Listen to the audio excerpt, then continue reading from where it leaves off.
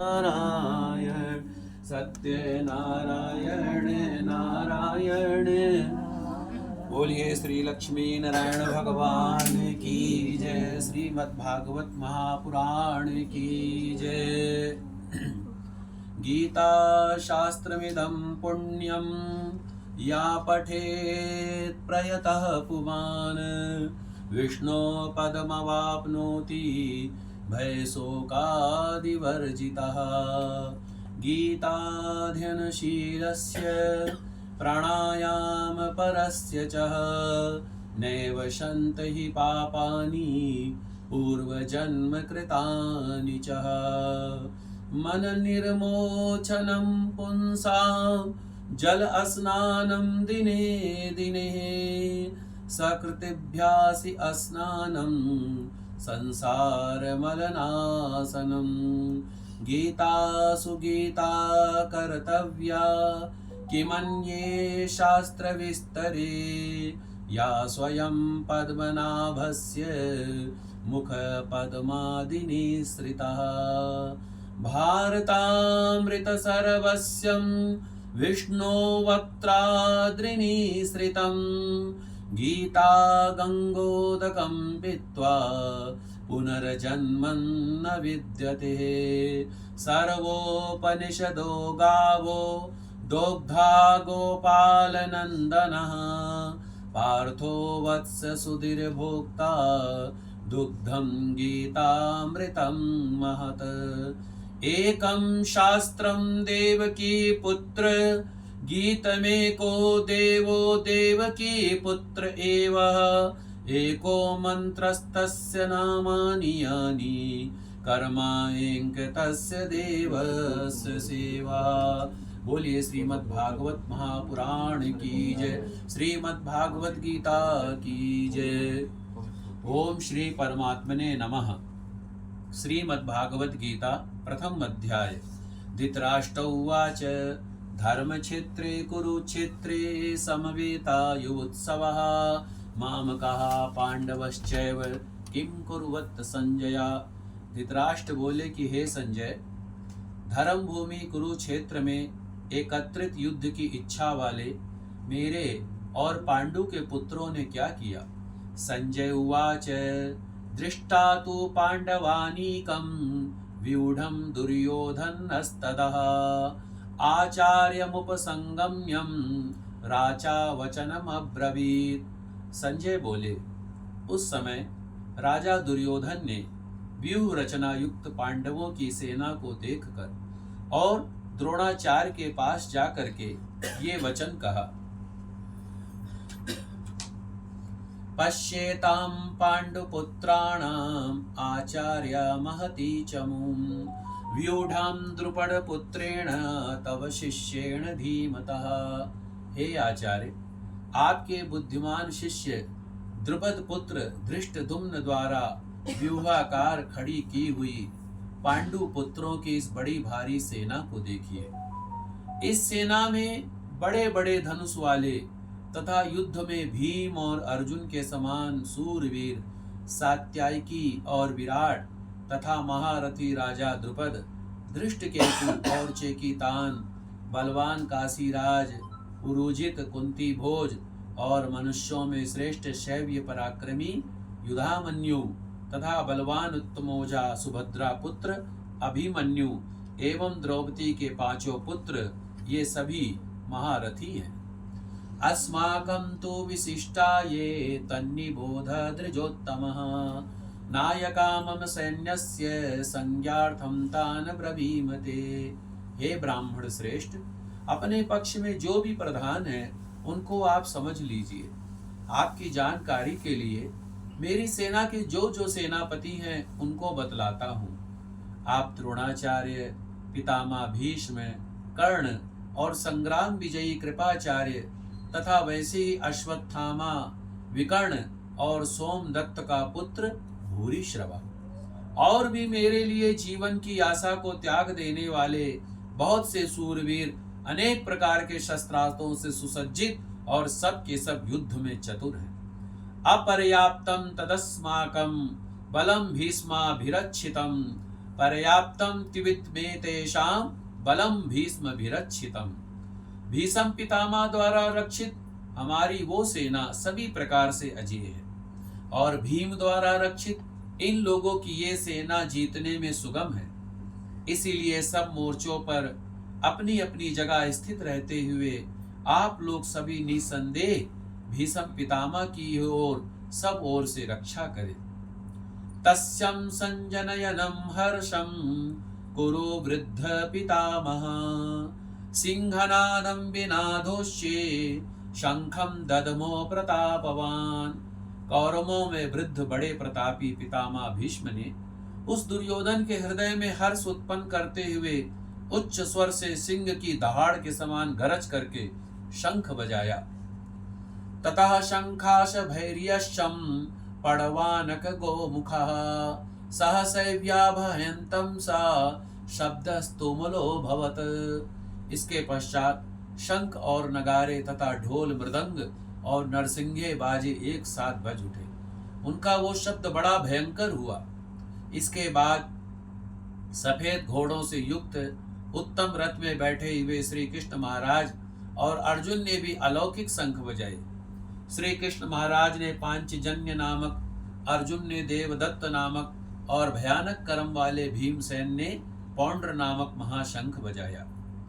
कुंती पुत्र राजा युधिष्ठिर ने अनंत विजय नामक और नकुल तथा सहदेव ने सुघोष और मणि पुष्पक नामक शंख बजाई।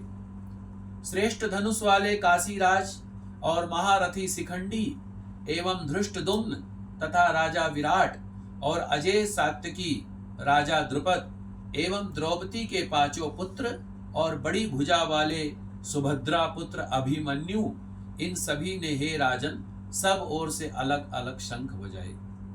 सघोषोधात राष्ट्राणाम हृदयानि व्यदादरात्, नभश्चं पृथिवीं चैव तुमूलो व्यानुनादयन।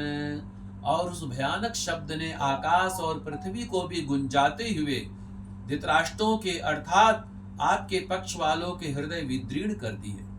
हे राजन, इसके बाद कपिध्वज अर्जुन ने मोर्चा बांधकर डटे हुए धृतराष्ट्र संबंधियों को देखकर उस शस्त्र चलने की तैयारी के समय धनुष उठा करके ऋषि के श्री कृष्ण महाराज से ये वचन कहा, हे अच्युत, मेरे रथ को दोनों सेनाओं के बीच में खड़ा कीजिए, और जब तक कि मैं युद्ध क्षेत्र में डटे हुए युद्ध के अभिलाषी इन विपक्षी योद्धाओं को भली प्रकार न देख लूं कि इस युद्ध रूप व्यापार में मुझे किन लोगों के साथ युद्ध करना चाहिए, तब तक उसे खड़ा रखिए। दुर्बुद्धि दुर्योधन का युद्ध में हित चाहने वाले जो ये राजा लोग इस सेना में आए हैं, इन युद्ध करने वालों को मैं देखूंगा। संजय उवाच एवं मुक्तो ऋषिकेशा गुडाकेशेन भारतः, सेन एरुमबो भद्ये अस्थापयित्वा रथोत्तमम्। भीष्म द्रोण प्रमुखा सर्वे साचा महीक्षितम्, उवाचं पार्थ पश्येतां सविवेतान् कुरुनिति। संजय बोले, हे धृतराष्ट्र, अर्जुन द्वारा इस प्रकार कहे हुए श्री कृष्ण चंद्र ने दोनों सेनाओं के बीच में भीष्म और द्रोणाचार्य के सामने तथा संपूर्ण राजाओं के सामने उत्तम रथ को खड़ा किया, और इस प्रकार अर्जुन से कहा कि हे अर्जुन, युद्ध में जुटे हुए इन कौरवों को देखो। इसके बाद प्रथापुत्र अर्जुन ने उन दोनों ही सेनाओं में स्थित अपने ताऊ को, अपने चाचा को, अपने दादा को, अपने परदादा को, अपने गुरु को, अपने मामा को, अपने भाइयों को, अपने पुत्रों को और अपने पौत्रों को और अपने मित्रों को, अपने ससुर को और अपने रिश्तेदारों को देखा, और उन उपस्थित संपूर्ण बंधुओं को देख करके कुंती पुत्र अर्जुन बहुत ही करुणा से युक्त हो गए और शोक करते हुए ये वचन बोले। अर्जुन उवाच दृष्टेपं स्वजनं कृष्णं युवत्सु समुपस्थितं, सिदन्ति मम गात्राणि मुखं चापरिशुच्यति। अर्जुन बोले कि हे कृष्ण, युद्ध क्षेत्र में डटे हुए युद्ध के अभिलाषी इस स्वजन समुदाय को देखकर मेरे अंग शिथिल हुए जा रहे हैं, मुख सूखा जा रहा है, मेरे शरीर में कपकपी हो रही है और मेरे हाथ से मेरा गांडीव धनुष गिर रहा है, त्वचा भी बहुत जल रही है तथा मेरा मन भ्रमित हो रहा है, इसलिए मैं खड़ा रहने में भी समर्थ नहीं हूं। निमित्तानि च पश्यामि विपरीतानि केशवः, न च श्रेयोनुपश्यामि हत्वा स्वजनमाहवे। हे केशव, मैं लक्षणों को भी विपरीत ही देख रहा हूं तथा युद्ध में स्वजन समुदाय को मारकर कल्याण को भी नहीं देख पा रहा हूं। हे कृष्ण, ना तो मैं विजय चाहता हूं और न राज्य और न सुख को ही चाहता हूं। हे गोविंद, हमें ऐसे राज्य से क्या प्रयोजन है और ऐसे भोगों से क्या फायदा, ऐसे जीवन से क्या लाभ है जिनके लिए हम राज भोग और सुखादि जिनको चाहिए वे ही लोग, तो ये सब लोग धन और जीवन की आशा को त्याग करके युद्ध में खड़े हैं। आचार्या पितरा पुत्रा तथैव च पितामह, मातुला ससुरा पौत्रा श्याला संबंधनि अस्थता। मेरे गुरु, मेरे ताऊ, मेरे चाचा, मेरे लड़के और उसी प्रकार मेरे मामा, मेरे ससुर, मेरे पौत्र, मेरे साला और ये सब मेरे संबंधी लोग हैं। हे गोविंद, मुझे मारने पर भी अथवा तीनों लोकों के राज्य में भी अगर मुझे तीनों लोकों का राज्य भी मिल जाए तब भी मैं इन सबको नहीं मारना चाहता हूं। फिर पृथ्वी की तो बात ही क्या है। अर्जुन की बात आप लोग ध्यान से सुनिए। जब अर्जुन को शोक हुआ, अर्जुन ने क्या कहा कि मैं अपने रिश्तेदारों को मार करके, अपने परिवार वालों को मार करके अगर मुझे तीनों लोगों का सुख भी मिले तो ऐसा सुख मुझे नहीं चाहिए। क्या फायदा, मैं अपने श्रेष्ठ संबंधियों को मारूंगा और राज्य को भोगूंगा। तो उसके लिए अगर इसके बदले मुझे पृथ्वी का पूरा सुख भी मिल जाए तब भी मैं नहीं चाहता हूं, क्योंकि सब लोग तो मेरे सगे संबंधी हैं। कोई मेरा ताऊ है, कोई मेरा चाचा है, कोई मेरा पुत्र है, कोई मेरा पौत्र है, कोई मेरा मित्र है, कोई कुछ है। अर्जुन के मन में जब ये बात आई तो ये देखिए, मोह के ऊपर भगवान कृष्ण जी बताते हैं। हम लोगों को मोह होता है और मोह हो भी जाता है, करना भी चाहिए मोह, लेकिन इसके ऊपर भगवान अभी क्या उत्तर देंगे। गीता बहुत अच्छा शास्त्र है, बहुत अच्छा ग्रंथ है। अगर हम इसका मनन करते हैं ना, ध्यान करते हैं, हमें बहुत लाभ होता है।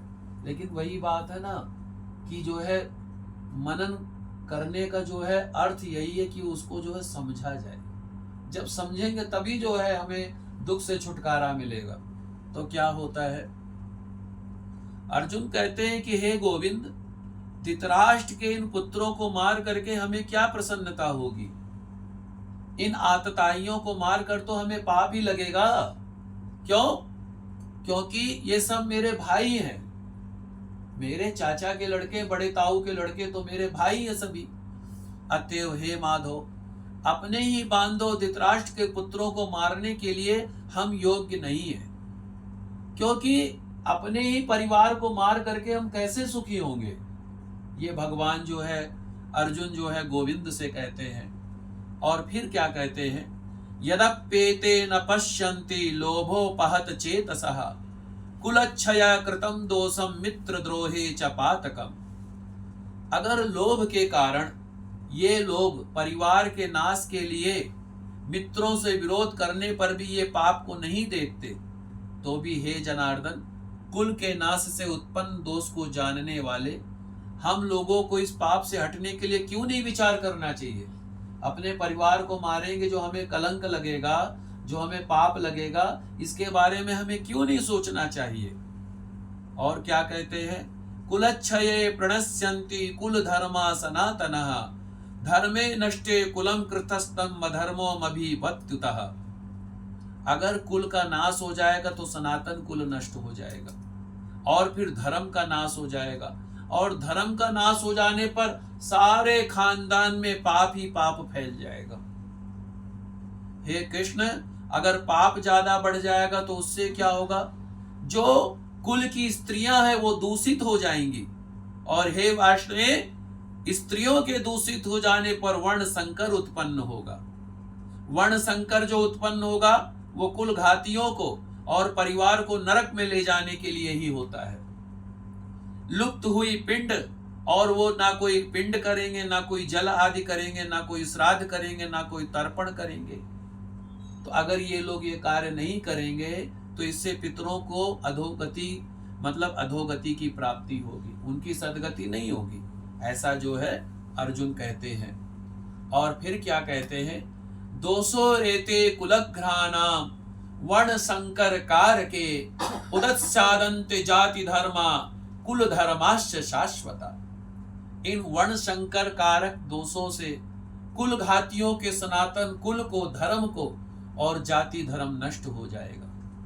और हे गोविंद, जिनका कुल नष्ट हो गया, परिवार जिनका खत्म हो गया, धर्म जिनका नष्ट हो गया, ऐसे मनुष्यों का अनिश्चित काल में नरक में वास होता है, काफी समय तक नरकों में रहना पड़ता है, ऐसा अर्जुन कहते हैं। जब कुरुक्षेत्र के युद्ध भूमि में बीचों बीच में खड़े हुए हैं, अपने सभी संबंधियों को देख रहे हैं, और फिर उसके बाद में क्या कहते हैं, हा शोक, हम लोग बुद्धिमान होकर के भी महान पाप करने के लिए तैयार हो गए। इतना बुद्धिमान होने के बावजूद जो राज्य के लिए, यानी कि महलों के सुख के लिए, भोग के लिए, वैभव के सुख के लिए अपने परिवार को मारने के लिए उतारू हो गए। अपने परिवार को मार करके हम लोग सुखी होना चाहते हैं, अपने भाइयों को मार करके हम लोग सुखी होना चाहते हैं, ऐसा कहते हैं। फिर क्या कहते हैं, अर्जुन कहते हैं, यदि मुझे शस्त्र रहित एवं सामना न करने वाले शस्त्र हाथ में लिए हुए धृतराष्ट्र के पुत्र मुझे मार डाले तो भी मेरे लिए मरना बहुत अच्छा है। अगर जो धृतराष्ट्र के पुत्र हैं, जो मेरे भाई हैं, अगर मेरे हाथ में शस्त्र नहीं हो और वो लोग शस्त्र लेकर के आए मुझे मार दें, तब भी मैं जो है बड़ा प्रसन्न होऊंगा। मैं सोचूंगा मैं अपने भाई के द्वारा मारा गया, मुझे कोई कष्ट नहीं होगा। और संजय उवाच एवं मुक्तार्जुनम संख्ये अस्थोपस्थस्य उपविशत विसृज्यं ससरं चापम शोक सविग्रीमानसा।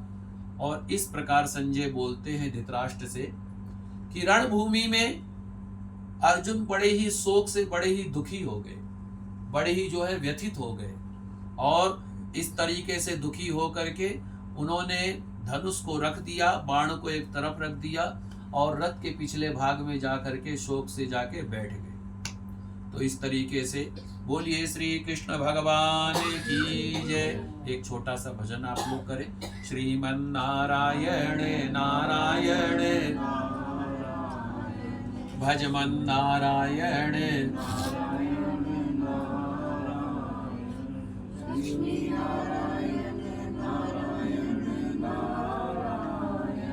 भजमन नारायण नारायण। बोलिए श्रीमद् भागवत गीता महापुराण की जय। श्री कृष्ण अर्जुन भगवान की जय।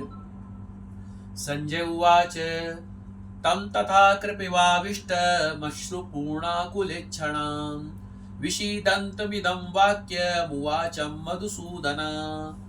संजय बोले, इस प्रकार करुणा से व्याप्त और आंसुओं से भरे हुए और व्याकुल नेत्रों वाले शोक युक्त अर्जुन के प्रति भगवान मधुसूदन ने ये वचन कहा। आप लोग अगर जल वल कुछ लेना चाहें ले लें, इसमें हमारे में कोई उम्मत विषय पंडित जी पाठ कर रहे हैं, हम लोग कुछ जल वल नहीं ले सकते, ऐसा कुछ नहीं है, ठीक है।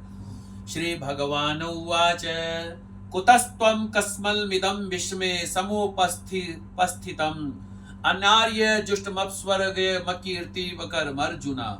भगवान बोले कि हे अर्जुन, तुझे इस असमय यानी कि अचानक ये मोह कैसे हो गया, क्योंकि ये बुद्धिमानों के द्वारा तो ठीक नहीं है, और ना ही ये स्वर्ग को देने वाला है, ना ही वो कीर्ति को करने वाला है।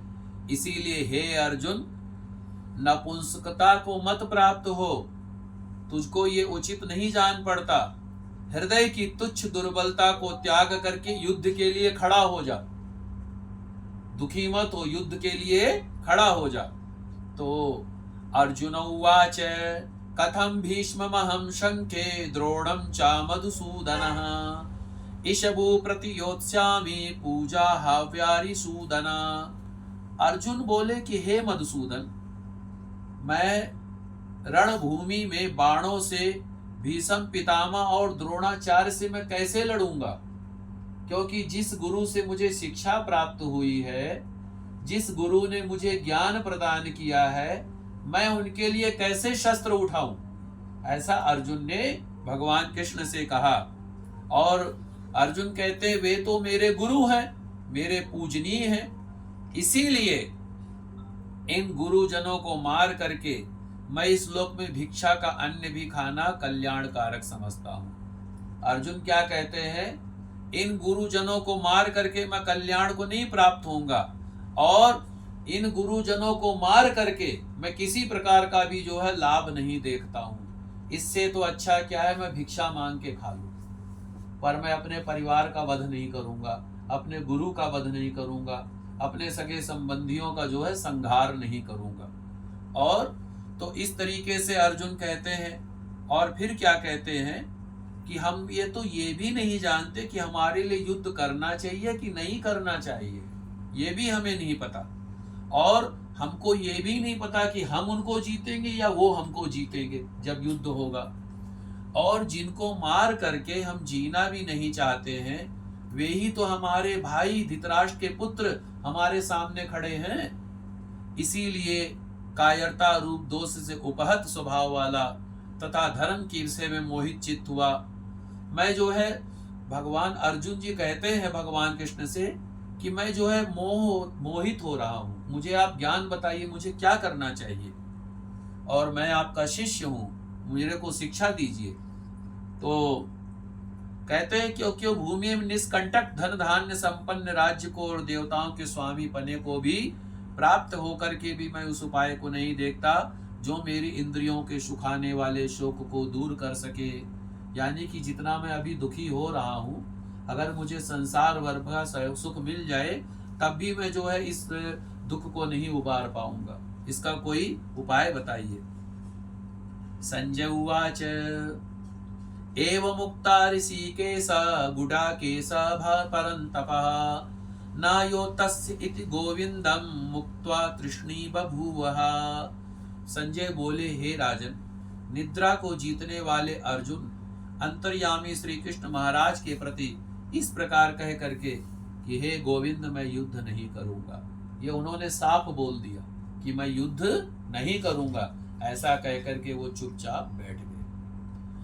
हे भरतवंशी धृतराष्ट्र, अंतर्यामी श्री कृष्ण महाराज दोनों सेनाओं के बीच में शोक करते हुए उस अर्जुन को जब भगवान कृष्ण ने देखा तो हंसते हुए बोले।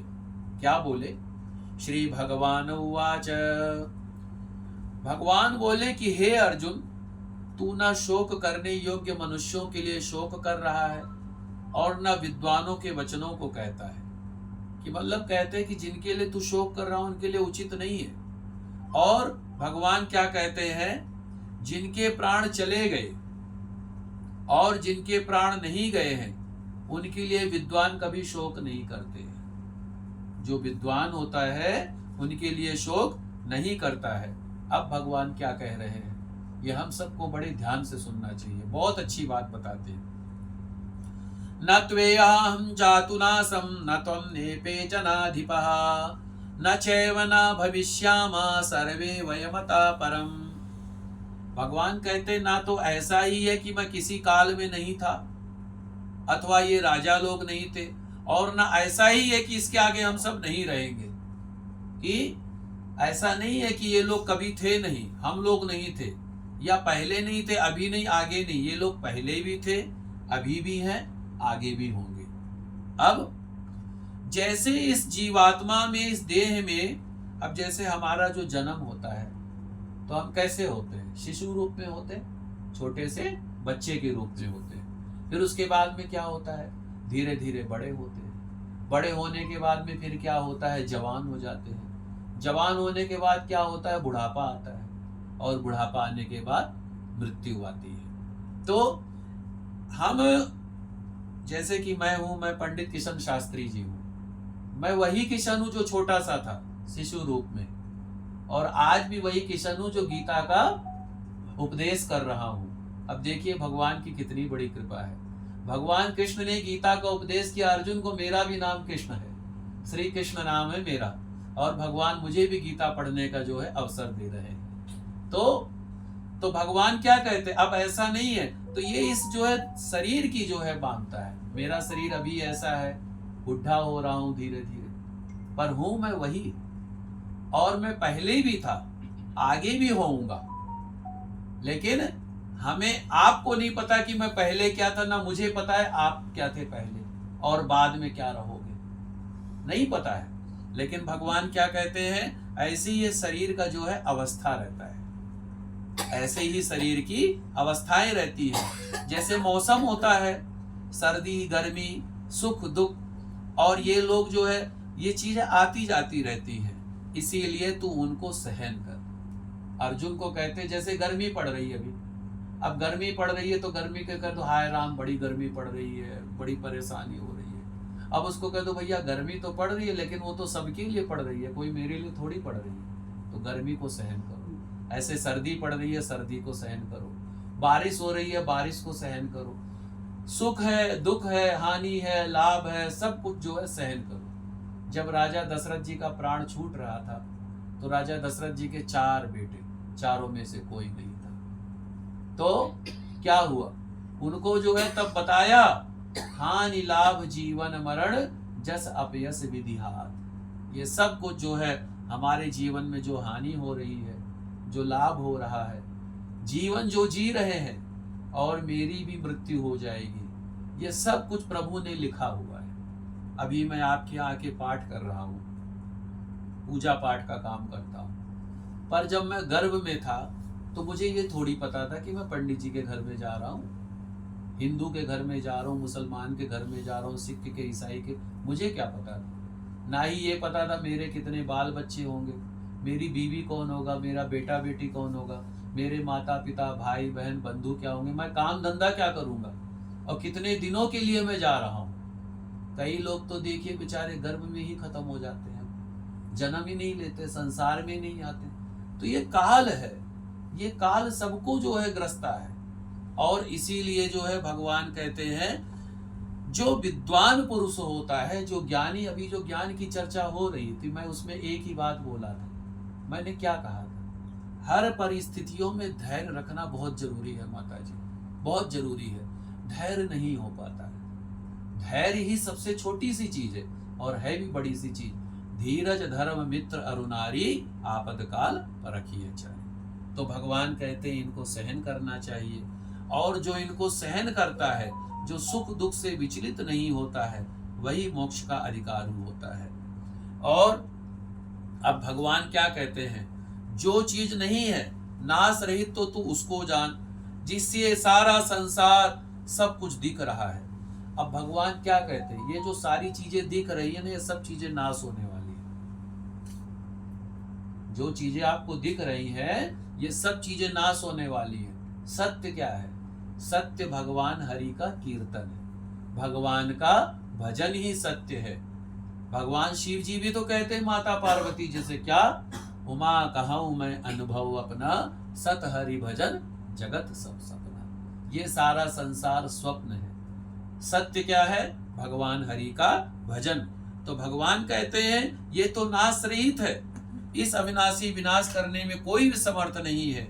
इस नाश रहित अप्रमेय नित्य स्वरूप जीवात्मा, ये सब शरीर नाशवान है। इसीलिए हे भरतवंशी अर्जुन, तू युद्ध कर। और अगर तू ये समझता है न एनम वेति हंतारम यश्चैनम मन्यते हतम, उभो तो ना विजानीतो नायम हंति न हन्यते।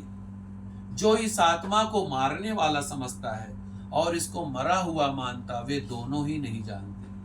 अब मेरे अंदर जो बैठा हुआ है प्राण, ये कौन है, ये आत्मा ही तो है।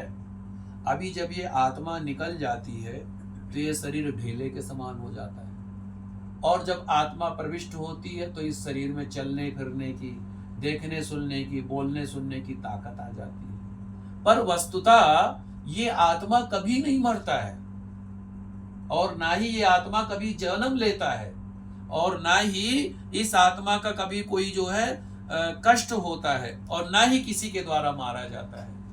जैसे कि मेरे को तो कोई मार सकता है, पर मेरी आत्मा को नहीं मार पाएगा। अब भगवान क्या कहते हैं, और जो ये आत्मा होती ना, हम सब के हृदय में आत्मा विराजमान रही है। प्राण वायु जो चल रही है वो आत्मा है, हम सब के हृदय में है।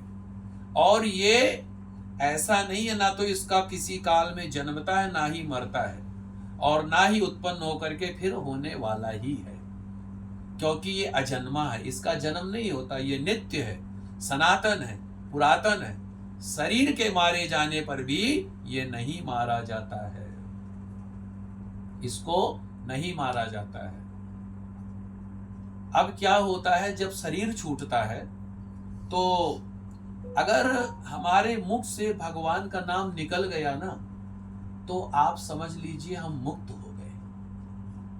और अगर हमारे शब्दों से भगवान का नाम नहीं निकला, जब शरीर छूटे, तो अगर धन में मोह लगा हुआ है, पैसे में, परिवार में, मित्र में, दुश्मनी में, संबंधी में, स्त्री में, या किसी से कुछ लेने देने में मन लगा हुआ, तो फिर हमारा जन्म होगा, फिर हमारा मरण होगा।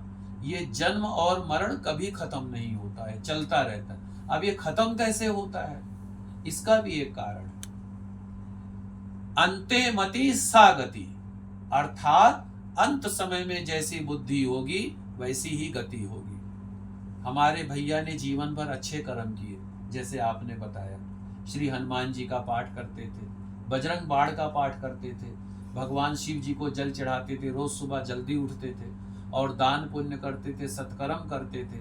और अंत समय में क्या आया, अंत समय में जब उनका शरीर छूटने लगा, किसी से उन्होंने कोई हेल्प नहीं ली, किसी को परेशान नहीं किया, किसी को दुखी नहीं किया, अपने आप भगवान का नाम लेते हुए चले गए। तो अर्थात वो मुक्त हो गए, वो आत्मा मुक्त हो गई है, वो भगवान के चरणों में जाकर के विलीन हो गई।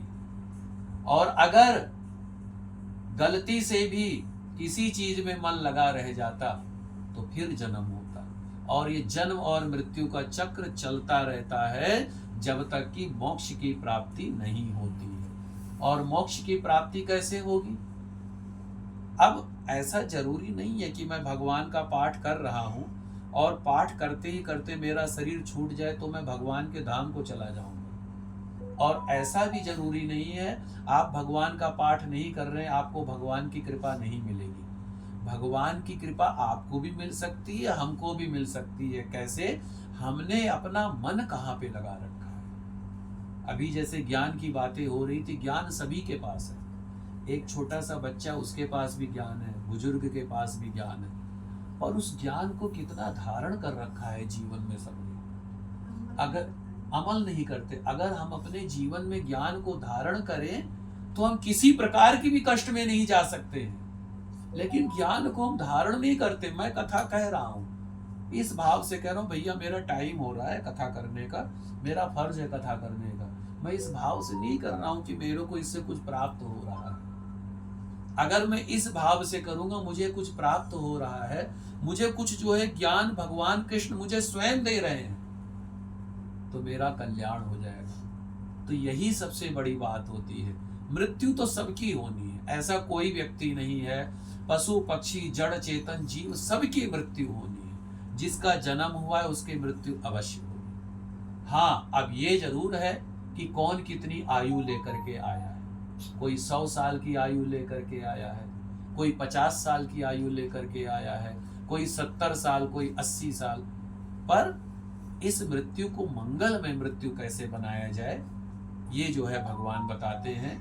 और हमारे भाई साहब जी ने अपनी मृत्यु को मंगलमय बनाया है। भगवान के धाम को गए हैं वो, ये भगवान स्वयं कहते हैं। तो इसीलिए जैसे मनुष्य जो है, अब ये है, ये कुर्ता है, अब ये कुर्ता मेरा पुराना हो गया, दूसरा कुर्ता मैंने पहन लिया। ऐसे ही जो हमें शरीर में जो चोगा मिलता है ना, ये जो शरीर मिला हुआ है, ये सब हमारा वस्त्र है। तो जब हमारी मृत्यु होती है ना, तो दूसरा वस्त्र भगवान हमें पहना देते हैं कर्म के अनुसार, जैसा हमारा कर्म होता है। अगर हमारा किसी भोग में हमारा मन लगा हुआ है, स्त्री में लगा हुआ है तो स्त्री की योनि देंगे, धन में लगा हुआ है तो सर्प की योनि देंगे, कोई ना कोई योनि जरूर देंगे। जब तक हमारा मन तृप्त नहीं होगा तब तक भगवान हमें जन्म देते रहेंगे। और इस जन्म से मुक्ति का यही उपाय होगा जब हम अपने आप को भगवान को अर्पण कर देंगे, हम अपने आप को भगवान को समर्पण कर देंगे तब। और वैसे ही जैसे पुराने वस्त्रों को त्याग करके नया वस्त्र धारण किया जाता है, वैसे ही जो अंदर जीव बैठा हुआ है ये शरीर को त्याग करके नए शरीर में प्राप्त हो जाता है। इसी तरीके से होता है। और क्या कहते हैं,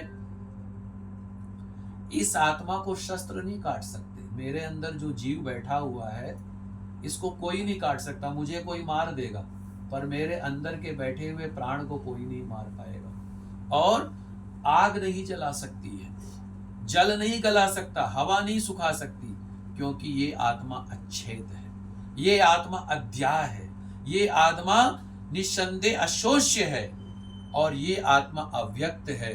इसीलिए हे अर्जुन, तुझको ये शोक नहीं करना चाहिए, है जी, तुझको ये शोक नहीं करना चाहिए, भगवान कृष्ण कहते हैं। और अगर अथ चैनम नित्य जातम नित्यम वा मन्यसे मृतम तथापि त्वं महाबाहो नैवं शोचत मा हर्षसि। और अगर तू जानता है इस आत्मा को, अगर तू जानता है कि ये पैदा होता है, ये मरता है, तो भी महाबाहो तुझको शोक नहीं करना चाहिए। अगर तू समझता है कि ये पैदा होता है, मरता है, क्योंकि इस मान्यता के अनुसार अगर जानता कि भैया जन्म भी होता है, मृत्यु, पहले तो भगवान कहते हैं, माता जी भगवान पहले कहते हैं कि इस आत्मा का न जन्म होता न मरता है, लेकिन फिर क्या कहते हैं, अगर तू समझता है कि इस आत्मा का जन्म होता है, मरता है, तब भी तो इसकी मृत्यु निश्चित है, क्योंकि जिसका जन्म हुआ उसकी मृत्यु तो निश्चित है? क्योंकि इसके बिना विश्वाय वाले विषय में तू शोक करने के योग्य नहीं है। अब भगवान एक बात और कहते हैं, अव्यक्तानि भूतानि व्यक्त मध्यानि भारतः अव्यक्तानि धनात्यन्व तत्र का परिदेवनः। हे अर्जुन, मैं हूं, मुझे आप कब से जानते हैं? अभी जानते हैं या अनुभव जी मुझे जानते हैं, मुझे 2-4 महीने साल भर से, उससे पहले तो नहीं जानते थे। और मैं आज का इस समय मेरी उम्र 40 साल है, 40 साल पहले मैं कौन था मुझे नहीं पता। और जब तक भगवान ने आयु दी तब तक आप मुझे देख रहे हैं, ना आपको पहले का पता ना आपको बाद का पता। मेरे से किसी ने मेरा नाम पूछा एक दिन, पंडित जी आपका नाम क्या है? मैंने पता है क्या बोला, जो जन्म से पहले और मृत्यु के बाद जो होता है वही मेरा नाम है, अर्थात मैं एक आत्मा, मैं एक आत्मा हूं। तो मैंने कहा तो इसीलिए आप जिसके लिए शोक कर रहे हैं, अब जैसे भैया के लिए हम दुखी हुए हैं, होना भी चाहिए, इन्होंने अपने सत्कर्मों से इतना लोगों का भला किया, इतना प्यार बांटा। पर एक बात बताओ माता जी, जन्म से पहले भैया को तो आप नहीं जानते थे, है? और जब अब जैसे मृत्यु हो गई है, उसके कितने दिनों तक, साल, 2 साल, 10 साल, 20 साल, माँ के हृदय से तो कभी करुणा नहीं मिटती है। लेकिन फिर भी पहले तो आपको नहीं पता था, वो तो ऐसे ही ना जन्म से पहले ना मृत्यु के बाद में जिसका पता ना हो उसके लिए शोक नहीं करना चाहिए, ये भगवान कहते हैं।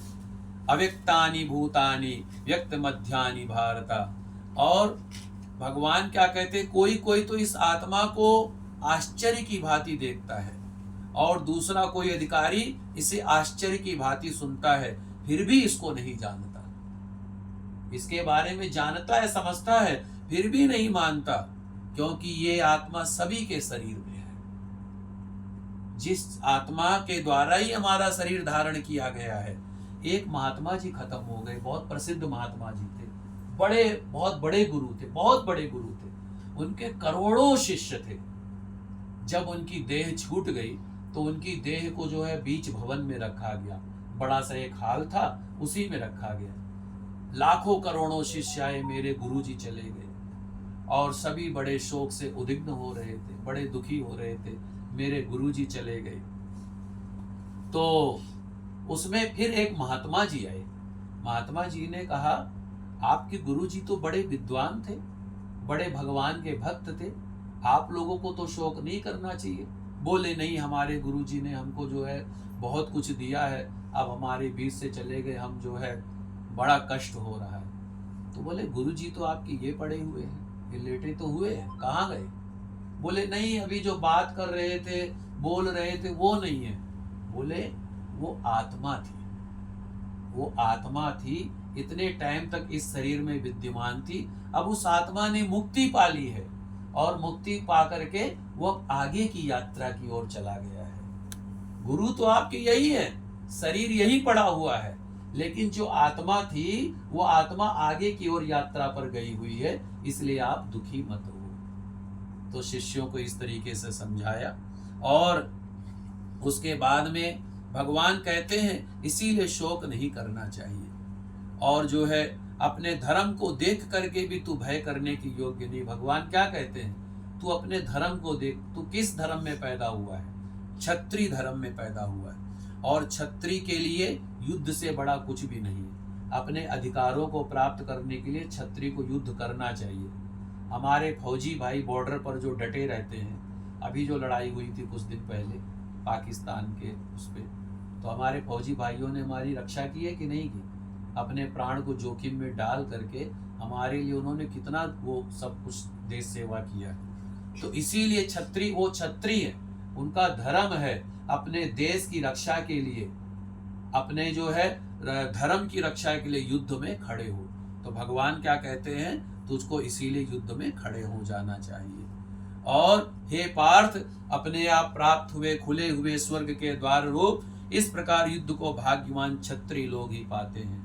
और अगर तू युद्ध को नहीं करेगा तो स्वधर्म और कीर्ति को खोकर पाप को पाएगा, क्योंकि तेरा धर्म है युद्ध करना। और उसके बाद में सब लोग तेरी बहुत अपकीर्ति का कथन करेंगे, और अपकीर्ति माने क्या होता है, अर्थात अपमान करेंगे, बुराई करेंगे, और अपमान से बड़ा कुछ भी नहीं होता है। और जिनकी दृष्टि में यानी कि जिनकी नजरों में तेरा बहुत सम्मान होता था, वही लोग तुझे अब डरपोक कहेंगे, और डरपोक कह करके तुझको युद्ध से हटा हुआ मानेंगे। और जो तेरे दुश्मन लोग हैं वो तुझे बहुत से ना कहने योग्य वचन भी कहेंगे, उससे अधिक तुझे दुख और क्या होगा। अब हतो वा प्रपश्यामि स्वर्गम जित्वा वा भोक्षसे महीम तस्माद्धुतिष्ठ कौन्तेय युद्धाय कृत निश्चया। या तो तू युद्ध में मारा जाकर स्वर्ग को प्राप्त होगा, तू युद्ध कर क्योंकि तू क्षत्रिय है, और संग्राम में जीत करके पृथ्वी का राज भोगेगा। और उसके बाद में इसीलिए हे अर्जुन, तू युद्ध के लिए खड़ा हो जा। सुख दुखे समय कृत्वा लाभा लाभो जया जयो ततो युद्धाय युज्यस्य नैवं पाप वपास्यसि। जय पराजय लाभ हानि सुख दुख को समान समझकर उसके बाद युद्ध के लिए तैयार हो जा। इस प्रकार युद्ध करने से तू पाप को नहीं प्राप्त होगा, यानी कि तुझको पाप नहीं लगेगा, क्योंकि तू क्षत्रिय है, अपने अधिकार के लिए लड़ रहा है, इसीलिए तुझको पाप नहीं लगेगा। हे पार्थ, ये बुद्धि तेरे लिए ज्ञान योग के विषय में कही गई, और अब तू इसको कर्म योग के विषय में सुन। जिस बुद्धि से भगवान क्या कहते हैं, अभी तू कर्मों के बंधन को भली भांति त्याग देगा, अर्वथा सर्वथा नष्ट कर डालेगा। इस कर्म योग में आरंभ का अर्थात बीज का नाश नहीं है, और उल्टा फल रूप दोष भी नहीं, बल्कि इस कर्म योग रूप धर्म का थोड़ा सा भी साधन जन्म मृत्यु रूप महान भय से रक्षा कर लेता है। हे अर्जुन, इस कर्म योग में निश्चात्मका बुद्धि एक ही होती है, किंतु अस्थिर विचार वाले विवेकहीन सकाम मनुष्यों की बुद्धियां निश्चय ही बहुत भेदों वाली और अनंत होती है। जो भोगों में तन्मय हो रहे हैं, जो कर्म फल के प्रशंसक वेद वाक्यों में प्रीति रखते हैं, जिनकी बुद्धि में स्वर्ग ही परम प्राप्य वस्तु है और जो स्वर्ग से बढ़कर दूसरी कोई वस्तु नहीं है, ऐसा कहने वाले वे अविवेकी जन इस प्रकार जिस पुष्पित अर्थात दिखाऊ शोभायुक्त वाणी को कहा करते हैं, जो कि जन्म रूप कर्म रूप फल को देने वाली है, और उस बुद्धि को परमात्मा में लगाना चाहिए। और स्थित योगक्षेम को ना चाहने वाले और स्वाधीन अंतःकरण वाला हो। सब ओर से परिपूर्ण जलाशय के प्राप्त हो जाने पर छोटे जलाशय में मनुष्य का जितना प्रयोजन रहता है, ब्रह्म को तत्व से जानने वाले ब्राह्मण का समस्त वेदों में उतना ही प्रयोजन रह जाता है। अब देखिए, ये जो विद्वान है, विद्वानों की भाषा भगवान क्या कहते हैं विद्वानों के बारे में। जैसे कि आपको बहुत बड़ा नदी मिल जाए, तो उससे नदी अगर आपको प्राप्त हो गया तो आप छोटे तालाब की ओर नहीं देखोगे, नदी की ओर देखोगे।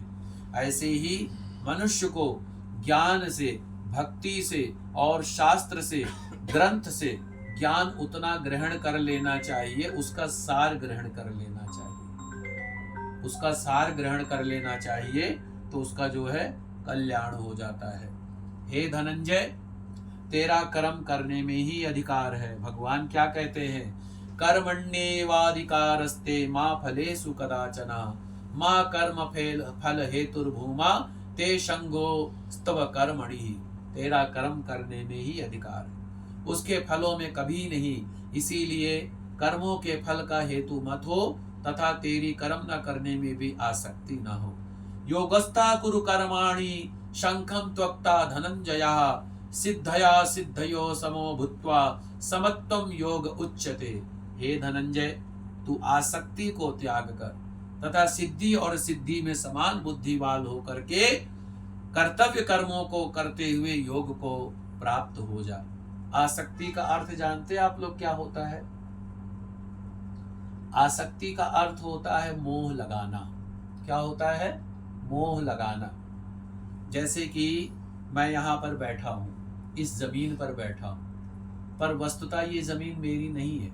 इस जमीन पर, इस आसन पर मैं कुछ ही देर का मेहमान हूँ। कितनी देर का? कुछ ही देर का मेहमान हूँ। इससे पहले भी इस जमीन पर कोई और था, और इसके बाद में भी कोई और रहेगा। अब अगर मैं कह दूं कि नहीं भैया ये मेरा है, तो ये कष्टदायक है। ऐसे ही हमारे जीवन में जो कुछ हमको मिला है, ये सब कुछ जो है भगवान का है। हमारे माता पिता, भाई बहन, घर द्वार, संसार, बिजनेस, व्यापार, सब कुछ प्रभु का है, हमारा कुछ भी नहीं।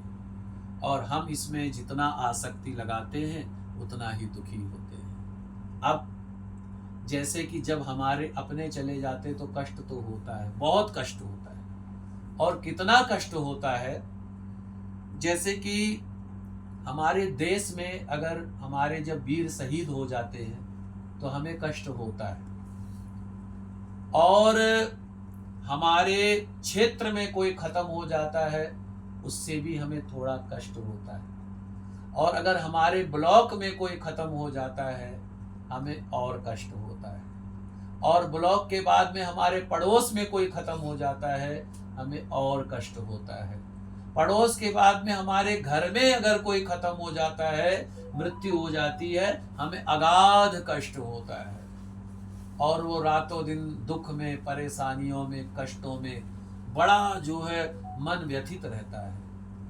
पर आप ये देखिए, शमशान घाट में जब हम जाते हैं तो शमशान घाट में रोजाना 15-20 लोग तो जरूर जो है अर्थियां जरूर आती हैं कि नहीं आती है?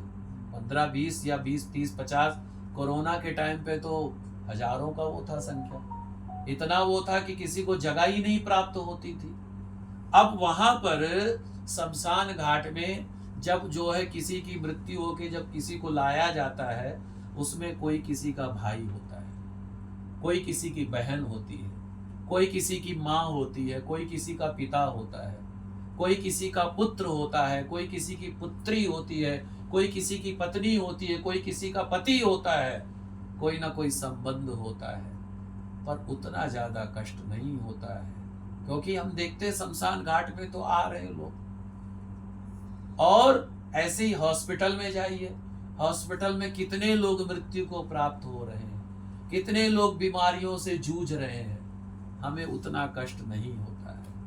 पर जब हमारे घर में कोई परेशानी आती है हमें बहुत कष्ट होता है। इसका कारण ये है, हम मोह घर वालों से ही लगाते हैं।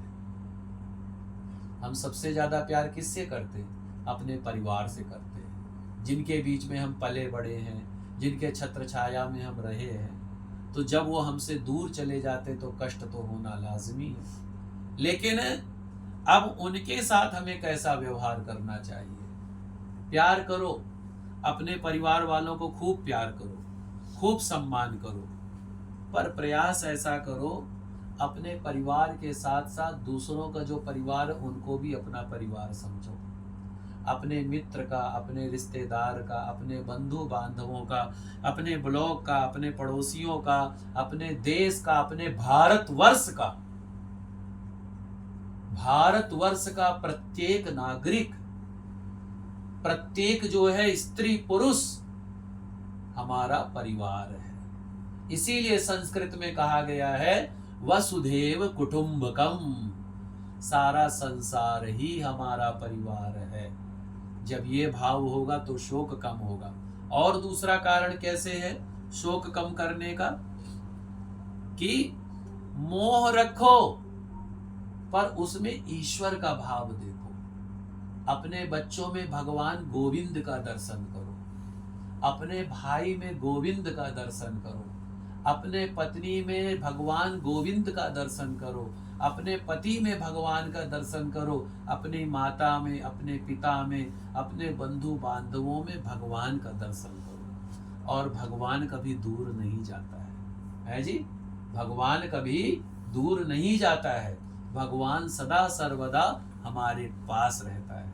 ये गीता शास्त्र कई हजार साल पुराना है, आज भी वैसा ही है, और हजारों लाखों वर्ष के बाद भी ऐसा ही शास्त्र रहेगा। और अब तो ऐसी टेक्निक आ रही है कि जो भगवान कृष्ण ने अर्जुन को दिया था ना उपदेश, वो वही वाणी जो है फिर से कुछ जो है प्रयास ऐसा हो रहा है कि वही सुनने को मिलेगा।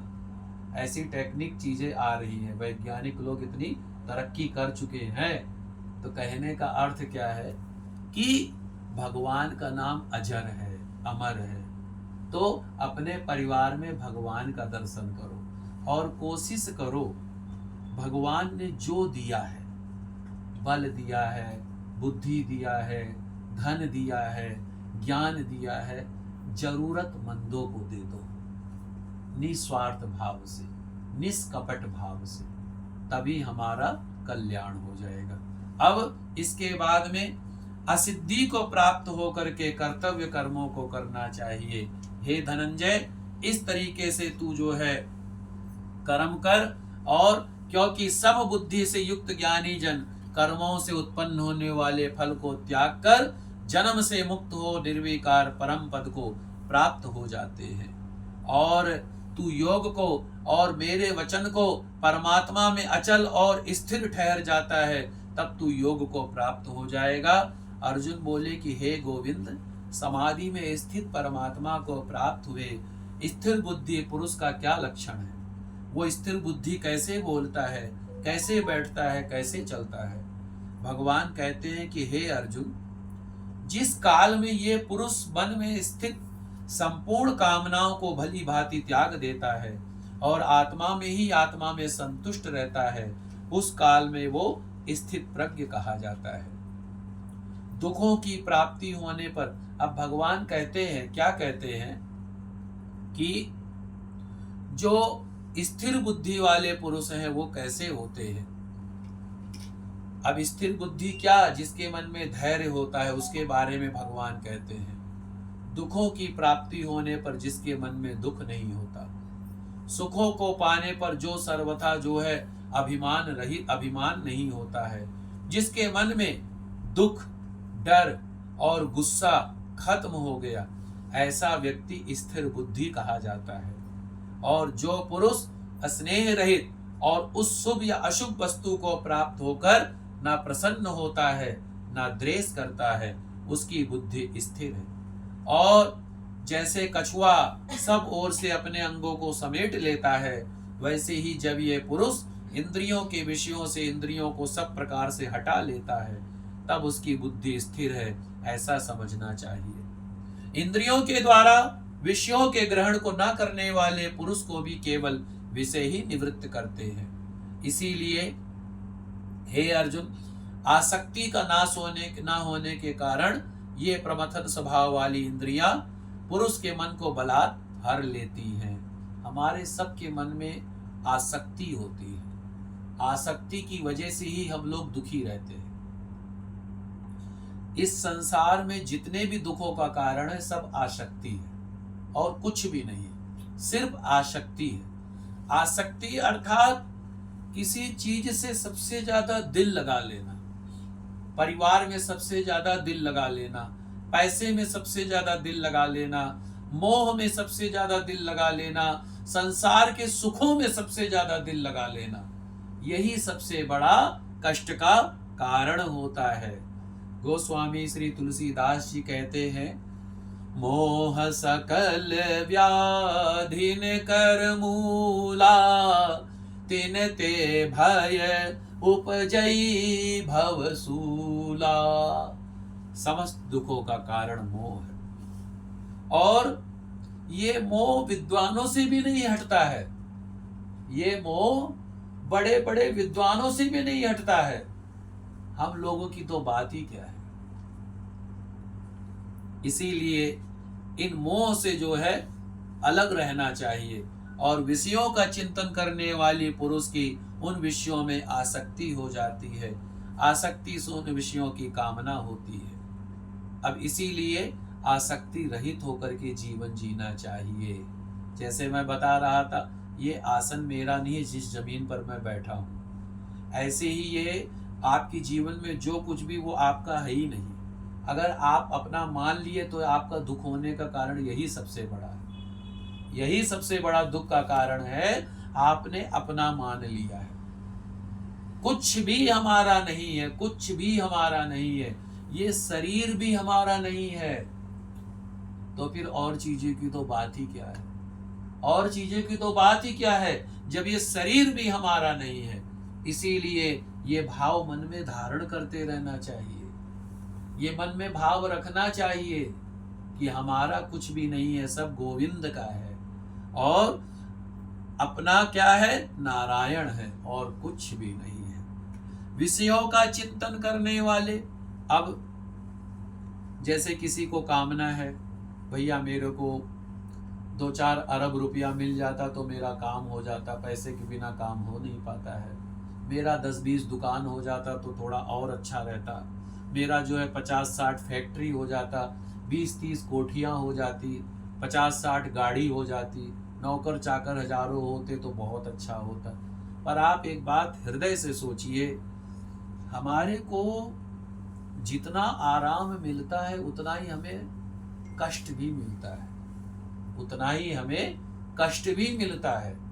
और इसीलिए जब आप किसी चीज को चाहते हैं, आपको वो चीज नहीं मिलती है तो आपको कष्ट होता है। और जैसे मैं हूं, मैं 17 साल से किराए पे रह रहा हूं, 20 जगह कमरा चेंज कर चुका।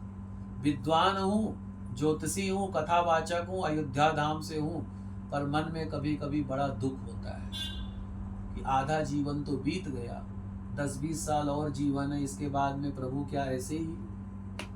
अब हम कथा पढ़ रहे हैं फिर भी दुख होता है। कई बार तो मन में बहुत ऐसा कष्ट होता कुछ कर ले, क्योंकि जब साधन नहीं होता तो क्या करे आदमी, लेकिन वो ज्ञान लुप्त हो जाता है। जबकि हमें पता है ना ये मकान हमारा रहेगा ना शरीर हमारा रहेगा, और हम किसके लिए दुखी हो रहे हैं, अपने लिए नहीं, बच्चों के लिए दुखी हो रहे हैं। अब बच्चे तो अपना भाग्य लेके आए हैं पर फिर भी हमें कष्ट हो रहा, अरे इनका क्या होगा, कैसे रहेंगे। जबकि मैं फिर कह रहा हूं, मैं जब गर्भ में था मुझे नहीं पता था मैं कौन हूं, कहां जा रहा हूं, और जिस दिन मेरी मृत्यु हो जाएगी उस दिन भी नहीं पता रहेगा। पर फिर भी लोगों को देख रहा हूं, किसी के बंगले बन गए, कोठी बन गई, हमारे को भगवान ने कुटिया तक नसीब नहीं दी। कौन सा ऐसा पाप करके आए हैं, कौन सा ऐसा वो करके आए हैं। लेकिन कई बार होता है ऐसे, कोई चीजें जब बढ़ती जाती है, अब ऐसे लगता है कि जैसे कि जीते हुए ही मर रहे हैं। जब देखते हैं गरीबी का दुख, परेशानियों का दुख, बच्चों का तो जानते हैं फिर भी भूल जाते हैं सब चीजों को, वो बुद्धि खत्म हो जाती है। ऐसे ही संसार वाले हैं, किसी को बच्चों का प्यार है, किसी को मकान दुकान का प्यार है, किसी को जो है ये है शरीर से बीमार है, सोच रहा मैं ठीक हो जाऊं, किसी को जो है कोई कष्ट है, अब वो ये सोच रहा मेरे को ही भगवान ने कष्ट दिया है, सामने वाले को तो दिया ही नहीं है, मेरे को ही दिया है कष्ट। और जब हमारे मन में ये भाव आता है कि मेरे को ही प्रभु ने कष्ट दिया है, मुझे ही दुख दिया, तो हम और दुखी होते हैं। ये भगवान कह रहे हैं, क्या कह रहे हैं? ध्यायतो विषया पुंसा संगस्ते उपजायते संगात संजायते कामा कामात क्रोधो भिजायते। जब हम विषयों का चिंतन करते हैं ना, हमारे पास बढ़िया सी गाड़ी हो जाए, बढ़िया चमचमाती हुई, बढ़िया सा मकान हो जाए, 2 रूम का फ्लैट मिल जाए, मजा आ जाए, बढ़िया काम धंधा अच्छा चले, नोटों की बारिश हो, मजा आ जाए। तो अब जब वो चीजें नहीं मिलती तो और दुख होता, जैसे मैंने अपना बताया, वो और दुख होता है, वो दुख तो था ही था, वो और बढ़ जाता है, अरे ये तो और बढ़ गया। अब जब वो फिर कामना उत्पन्न हो जाती है, इच्छा उत्पन्न हो जाती, काश मेरा भी होता। फिर उसके बाद में जब वो पूरा नहीं होता तब क्या आता है? गुस्सा आता है। क्या आता है? गुस्सा आता है। और जब गुस्सा आता है तो गुस्से में आदमी मूर्खता को प्राप्त होता है। वो मूर्ख देखा होगा आपने, जब आदमी को गुस्सा आता तब वो देखता नहीं मैं क्या बोल रहा हूं, बोल देता है उल्टा सीधा, गाली गलौज वो देता है, बुरी बुरी सी वो चीजें बोल देता है, उसको पता ही नहीं चलता मैं बोला क्या हूं। और जब बोल देता है उसके बाद में अरे मैंने क्या बोल दिया।